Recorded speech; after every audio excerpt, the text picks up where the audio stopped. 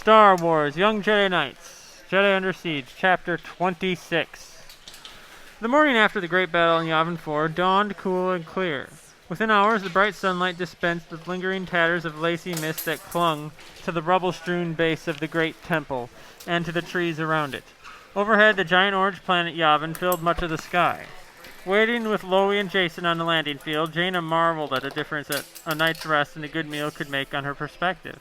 After Luke, Tioni, Lando, and a couple of gem dimer engineers had determined that the lower levels of the Great Temple were structurally sound, the remaining trainees and staff had made their way back into the pyramid, retrieving an ecstatic R2-D2 who had been waiting below. Admiral Akbar's transports had evacuated the most seriously injured students, while those with only minor wounds had been treated and returned to their own chambers in the temple. Jaina felt fortunate and a bit guilty that she had emerged from the battle almost completely unscathed.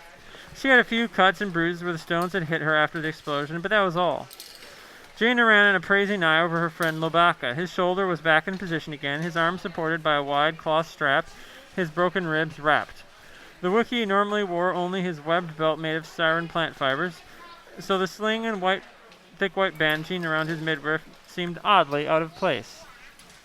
She heard a warble and bleat behind her, and turned to find R2 and her Uncle Luke coming across the landing field to join them. The Jedi Master's face held a look of serenity and determination, but his eyes showed a glint of humor. "I think I looked even worse than that," Luke said without preamble, after my encounter with the Wampa ice creature on Hoth. "Yes, but Loie's looking a lot better this morning," Jaina agreed. Luke chuckled. "Actually, I was referring to the Great Temple itself." Jaina turned to study the ancient Masasi pyramid. The topmost level had collapsed where the detonators had exploded, and part of the sides had slumped downward. The broken, jagged walls of the grand audience chamber could have been mistaken for crenellations atop battlements of some ancient fortress. "At first I thought we might have to move the academy to another temple," Luke said, "but now I'm not sure we need to." "You mean we could rebuild it?" Jason asked with a groan. "Great, more practice exercises, lifting rocks, balancing beams." R2-D2 twittered and beeped as if excited at the idea. Loie rumbled thoughtfully, then growled in pain, holding his aching ribs. "Yes," Luke said, "in one way or another. We've all been hurt through our encounters with the dark side. I think rebuilding the Great Temple might be a part of healing each of our wounds." "Like Zeke," Jaina murmured, feeling her heart contract painfully. "He needs lots of healing." "That reminds me, Uncle Luke," Jason said. "What will we do with the Dark Jedi trainees we captured?" "Tioni and I are working with them. We'll do our best to turn them back to the light side. But if it's not possible..." He spread his hands. "I'll have to discuss that with Leia and..." "Oh, Master Lobaka, look!" EMTD interrupted from his clip at Loie's waist. Jaina noticed that the tiny droid speaker grill had been straightened and meticulously polished. "Hey, they're back!" Jason cried. Lando's shuttle, with Loie's battered T-32 in tow, arrowed toward a corner of the landing field, well away from the blaster-scarred hunk of the lightning rod. Uttering a joyous howl, Loie gave EMTD a grateful pat. "Well, what are we waiting for?" Jane asked as the shuttle and T-32 and the T-23 touched down. Jaina, Jason, and Loie hurried forward. By the time they reached it, the shuttle's landing ramp had extended, and Lando Calrissian strode down it with Tenel Ka on his arm. Lando's cape swirled behind him as he flashed his most charming grin. "Your friend here is quite a tough young lady," he said approvingly.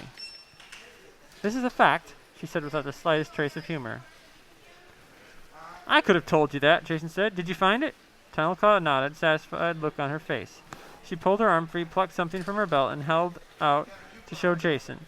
It was the Rancor-toothed lightsaber that she had lost during her clash with Timothy Kai on the battle platform. "It was not difficult to locate, as I had feared," she said. "Perhaps because I knew the Rancor whose tooth this was. I was able to sense its location." Tenel Ka no longer appeared feverish, and Jaina was amused to note that the warrior girl had braided her red gold hair carefully around her face, so the bandage looked like a primitive warband across her head. I've invited Tenel Ka to come visit Gemdiver Station, since she missed it last time," Lando said. "We have some good bacta tanks there that'll fix up her cut on her head in no time.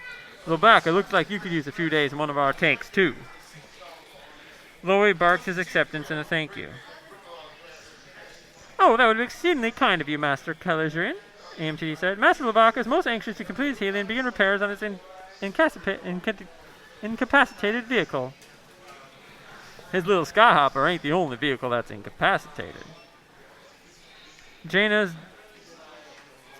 jumped when Peckham's loud voice boomed out behind.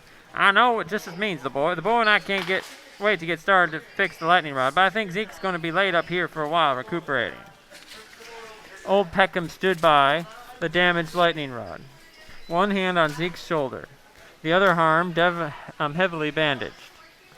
Zeke's face was pale as the dressing that wound around the base of his skull. His eyes seemed curiously empty, his face expressionless. He did not meet Jaina's gaze.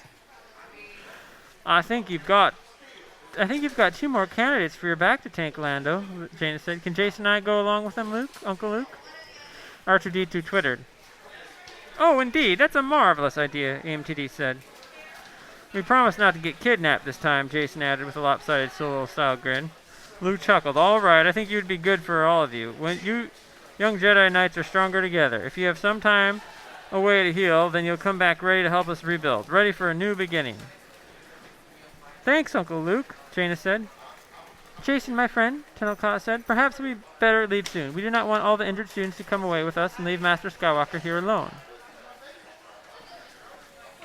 Jason gave Tenel a quizzical look. What do you mean? He said.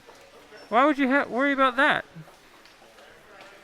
Because, Tenel said solemnly, a Jedi must have patience. Jason blinked at her, uncertainty written on his face. Then a shy grin lit Tenel face. It was the first time he had seen her smile so broadly. I don't believe it, Jason began. Jaina shook her head in wonder. It sounded to me like she just told a joke. This is a fact, Jason said. Loey chuffed with delight. Jaina giggled. Soon the entire clearing rang with laughter.